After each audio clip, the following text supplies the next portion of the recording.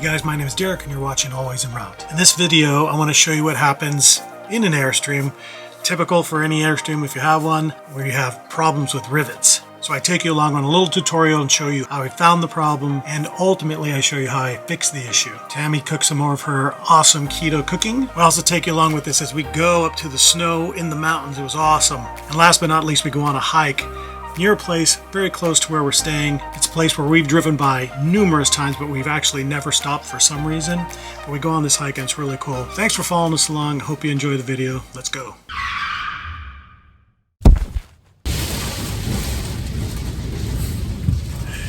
Can you hear that? It's like crazy storm, wind gusts up to 50 miles an hour. We got to manage this weather today as we move on and go set up. And I almost guarantee you at the campground there's going to be trees that have fallen over. But we got to do it. This is water. This wind. Yeah, so I don't see if you can see. Here comes Tammy. Let's see what she says. Oh, no, the rain kind of slowed down. Hi, honey. Look, the rain stopped right in time for you. Yeah, so we just got here and we're hooking up. And like I said, it's storming outside. I was hooking up the front of the rig. I noticed that there's a piece of metal underneath that I've never seen kind of sticking out of the bottom of the rig. So some kind of support beam was hanging down. Looks like the rivets came out that holds up this underbelly. I've never come across this, so it's something we're gonna have to figure out. Airstream. So I have to admit to making a mistake. You lose rivets in your Airstream, and I knew that over time some of these rivets would shake loose wherever they were, interior, mostly I guess exterior. I guess the advice I would give is to get a rivet gun, at least a manual one, and a variety of different rivet sizes in advance, because here I am, it's totally storming outside. At the moment it's not, but I got to run to the store. I'm hoping Home Depot has a rivet gun and some different size rivets, and I can get under there and fix the problem really quick.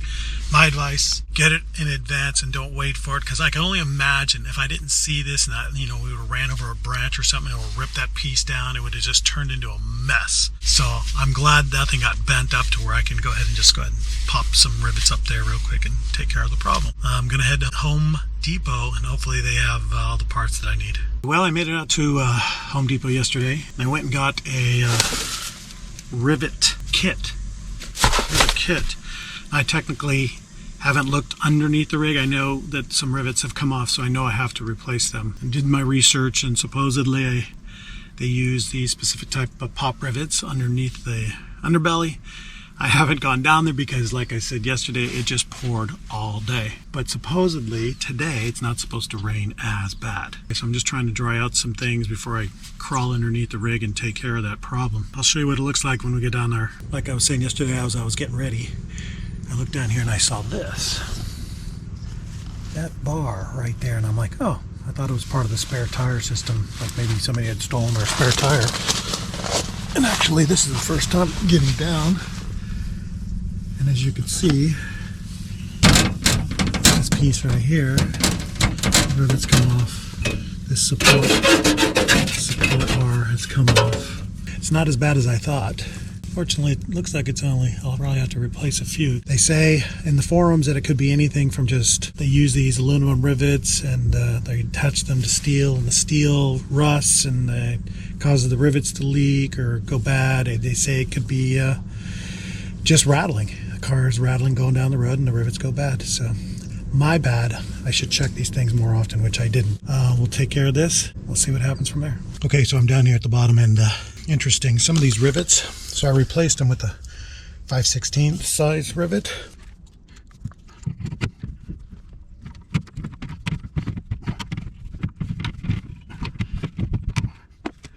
And that's a pop rivet.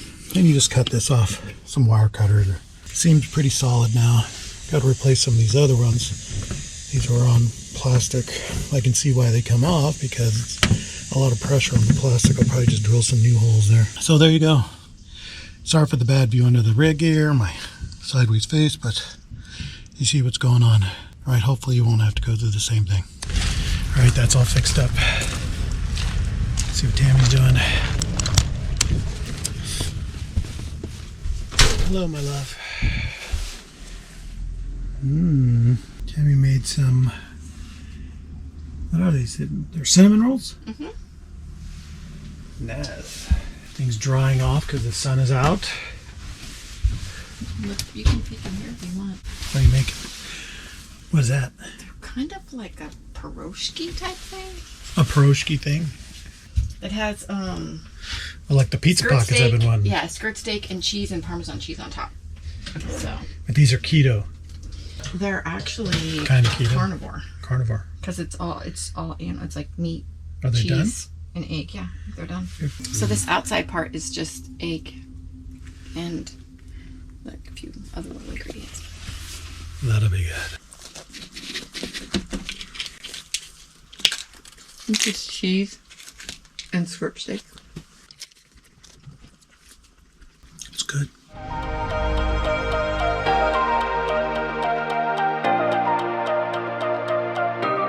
How are you? Good.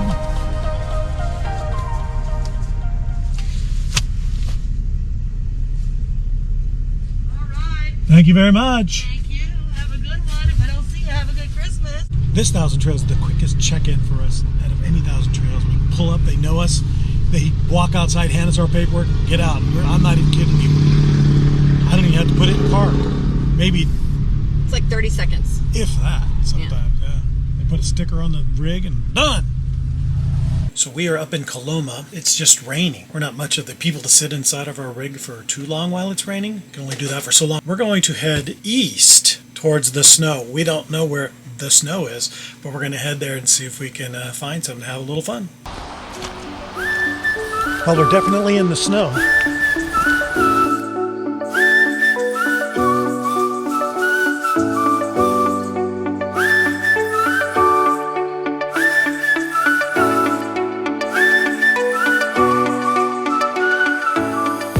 So we made it all the way to the Echo Summit, which is like 7,500 or 7,300 feet.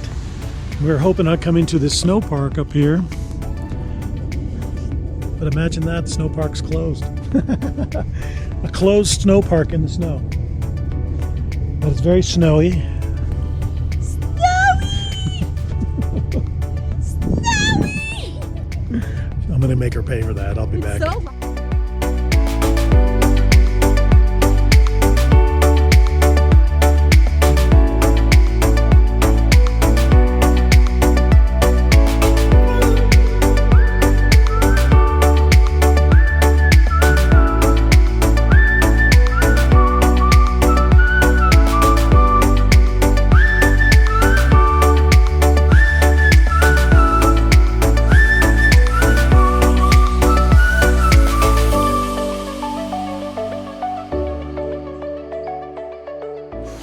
All right, so today we're going for a hike near the campsite, or a short hike, maybe a mile. We've passed by this bridge that we're on right now every time we go camping over at Ponderosa RV Resort, but we never come here, and it's beautiful. Hopefully it'll be great. It looks like it's a great walking trail. Lots of people out here on the weekend. So, it's like gravel and it's wide. It's great. Yeah, it could be great for bikes or whatever. Mm-hmm. So we'll take you along with us.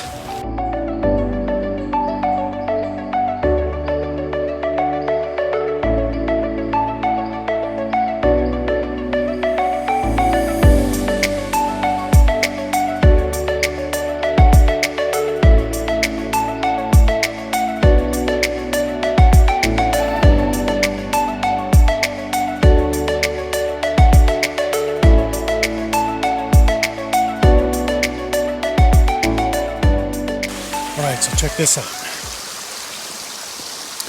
On this little hike, come across this waterfall. Doesn't that sound beautiful? It does sound beautiful. It's really nice. Beautiful. Since we got across this water here, we haven't been able to be on a decent hike for a while, ever since I hurt my leg. But I feel like my leg's healed up now, so it's cool. But this trail is awesome. We should have come on this before. I don't know why we haven't. I mean, I bet you we've driven by this how many times? Hundreds of times. Probably hundreds of times. So this is kind of weird that we're actually out here. I always wondered why there were so many cars. Yeah. There's always lots of cars parked out here, and Whereas like, oh, and you have to pay in some areas, but you can park where we parked right next to this trail, which is free. There's like 20 spots, but they're mostly taken up as we came down here. So you got to get here early, I guess, or wait for a spot. But this is an awesome, awesome trail. And it's about 8 miles, maybe something like that, away from Ponderosa RV. So I think it's a trail we're going to be using a lot more now.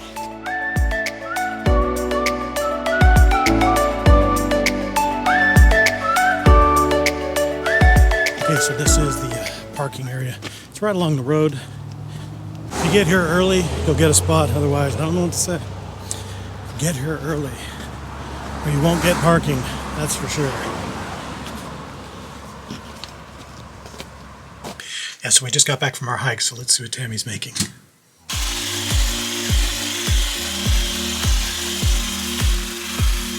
I am making my keto version of pizza pockets. Which is one of my favorites. So we have like our egg white bread with just some cheese, pepperoni, marinara, and a little Parmesan on the top. They come out pretty fantastic.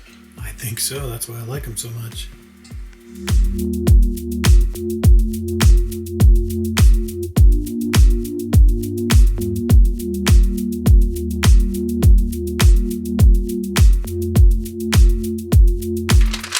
So you bake it for how long?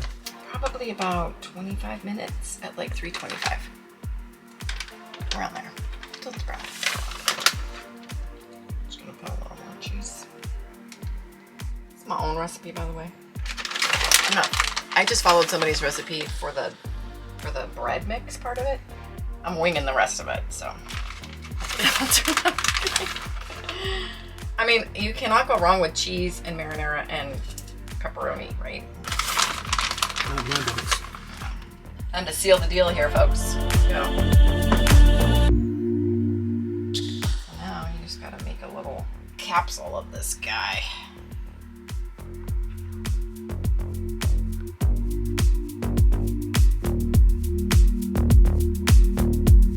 I'm done. We'll see them when they come out of the oven. Now let's check these things out.